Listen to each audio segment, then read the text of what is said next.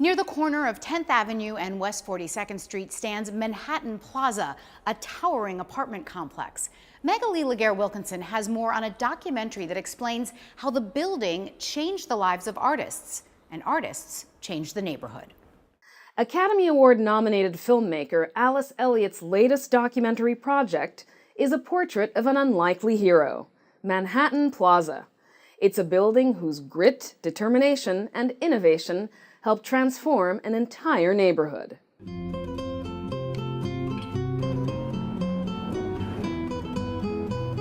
Manhattan Plaza has 1,689 apartments.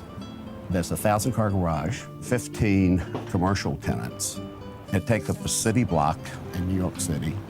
It is a very, very big place with about 3,500 people living here. Construction for Manhattan Plaza began in the early 1970s. The building was originally conceived of as luxury housing for middle and upper middle class New Yorkers. But a citywide financial crisis, compounded by the neighborhood's reputation for drugs, crime, and prostitution, thwarted the plan. Without prospective tenants willing to pay the upscale prices, financing fell apart, and the vacant complex threatened to drag down an already deteriorating neighborhood. It shouldn't have existed. The stars aligned. You know, the things happened. It was a crisis. They didn't have a solution. In response to the crisis, a diverse group of stakeholders developed an audacious proposal.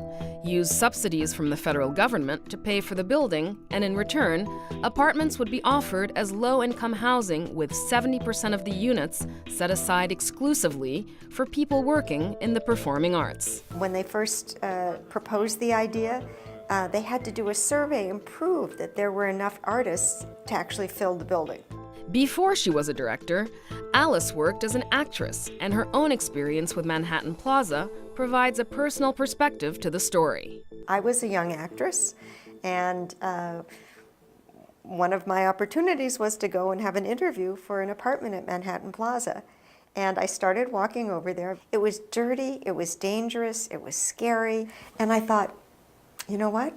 I can't live here. Slowly, the building's growing popularity eventually eclipsed the stigma of the neighborhood. And by 1979, every single apartment was rented with an additional 2,000 applicants on the waiting list. But the other challenge surfaced. Who qualifies as a performing artist? A question addressed in the film.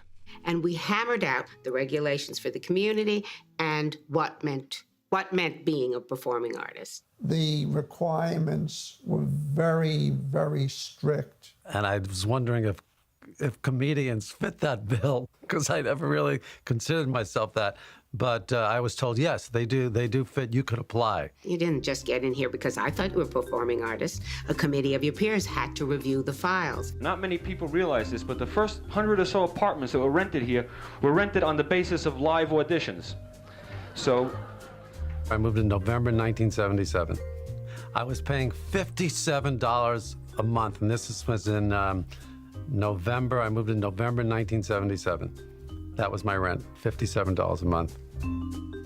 As the building stabilized, so did the neighborhood. The drugs, crime, and sex workers slowly disappeared, a change Alice attributes to Manhattan Plaza and the artists who lived there.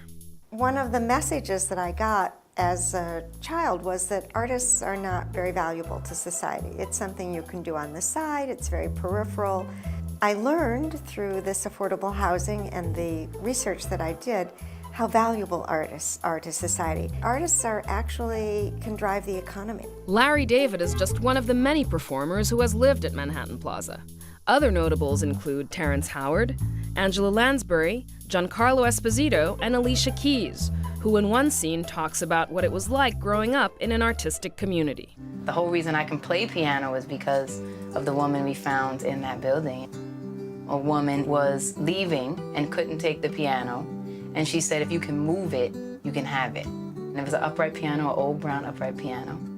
And so we dragged it across the Manhattan Plaza ourselves.